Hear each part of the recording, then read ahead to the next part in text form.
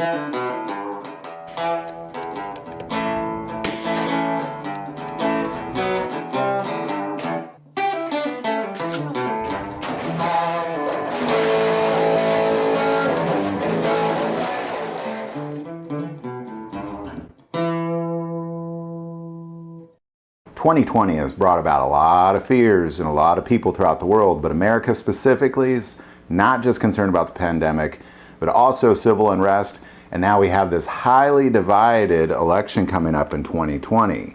Now, we're not going to get into the troubles with the elections and the threats, because you've seen enough of that. What we're going to talk about is we're going to talk about how to prepare for that election, because civil unrest is almost a certainty, as well as a lot of uncertainties revolve around that week leading up and the weeks following the 2020 election. So we're just going to get right into it. These are our top 10 preps you should make before the 2020 November presidential election. Number 1, be prepared for surprises. A lot of people talk about this election as being the death of democracy. One side thinks that fascism will conquer all if you don't vote for their person, and the other thinks that communism and socialism will rule America if you don't vote for their person. So with all this fear that people are having, surprises are inevitable. Ideally, there'll be a peaceful election day, but the weeks leading up to and after will not be peaceful everywhere. Stores may run out of food. October is going to bring a lot of surprises. The media is talking about vaccines coming out. People are talking about mandating vaccines. People having doubt on mail-in ballots. And then, of course, there's going to be some pop-ups of Election Day chaos throughout the country here and there. 2020 has shown that you must be self-reliant and must have a plan, because there's going to be a lot of people that don't have a plan. Number 2. Top off food and water. Water being the big one.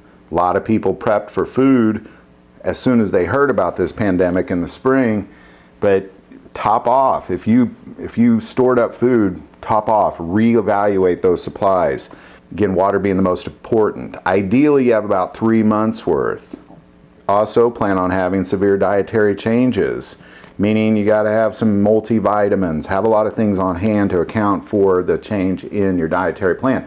So even in the spring, I noticed that our diet changed here at our house, because we don't go out to eat as much, and we kind of stocked up on food when all this began too, so we started to kind of eat away at that. So definitely resupply, be prepared that your diet's going to change, definitely have multivitamins on hand. Number 3, prepare what you know you need. Toiletries, medical supplies. Have a little extra of everything just in case. This doesn't mean that you go crazy and buy up all the toilet paper. This just means that whatever it is you need, just have a little bit extra, but make sure you leave some for the next guy. Panic buying is what ruins it for all of us. And also make sure that you have a means to cook as well. Number 4, know your polling locations. Know that some voting locations will be hot spots for conflicts and violence. There will be agitators out there that can cause some serious events and launch 2 groups into conflict. Get out a map, mark down your location to vote, but also all the other voting locations around you, just so you don't accidentally drive in one not knowing that there is one. Know the routes and have more than one way to get home. Number 5, if you live in the city or urban areas, know your escape routes. If you live in these cities, major conflicts could arise.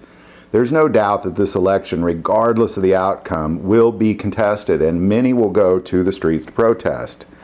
Have a 72-hour bag ready to go, and if you have to leave the city for a few days, have multiple routes to get out, but definitely have routes to get out. Your survivability drops as your options and your routes drop. So have lots of options and have lots of routes. Number 6, make sure you have enough ammo and self-defense weapons. Now, probably if you're watching this, you already do have ammo and self-defense weapons, but make sure you have enough. And now, I'm not saying stockpile it or go crazy, because again, leave some for the next guy. That's really frustrating these days when you watch people out panic buying more than they'll ever use. But make sure you have enough, and make sure you have them very handy. Make sure that you can access those weapons and they're ready to go within seconds. Number 7, Re-examine the security of your home and your automobile. Consider having cameras with night vision and motion sensors around your house. We went and bought 5 of these on Amazon. I think we paid about 50 bucks. Get all our signal on our cell phones, so I could be in bed and I can get an alert that somebody's on the back deck and I can see who's there and what's going on. It was a very, very inexpensive purchase that has brought about tremendous peace of mind in a very uncertain world. Number 8, keep your gas tanks full. You don't want to need to stop for gas on an empty tank on election day. You don't want to have to stop for gas anytime with a few days leading up and a few days leading after. Make sure your gas is constantly full. If it starts to get below the 3/4 mark, fill it back up. Don't need gas on election day. It's one of the biggest mistakes you can make. Number 9, plan for the electricity to go down even the days following the election, depending on what's going on around you. What this means is you can survive without electricity. Have flashlights, candles, batteries, solar panels, generators, whatever it is that's going to get you through several days without electricity. Be prepared for that. And finally, number 10, I highly recommend that you go out and you purchase a great bottle of wine or a good bottle of whiskey or have some nice cold beer on hand, because on election day, man, you are going to need it. So there you go. There's my top 10 list of the preps you should definitely be making before election day. One thing I'd also like to say is as we enter into the month of October, which starts next week, that's your last month. You're running out of time, so definitely be prepared. Spend the month of October in this quiet time to do this preparation. But if you get to the latter half of October, you're kind of running out of time at that point. So I hope this video helps. I'm sure there's all sorts of stuff I didn't put in this list. I'd love to hear your comments on it. Put it below. If you like this video, click like and subscribe. If you feel called to support our channel to Patreon, that link is also below. But the most important part of this channel is we take prayer requests, so never hesitate to send that in. Thank you for watching this episode of God, Family, and Guns. And as always, love God, love your family, and love guns.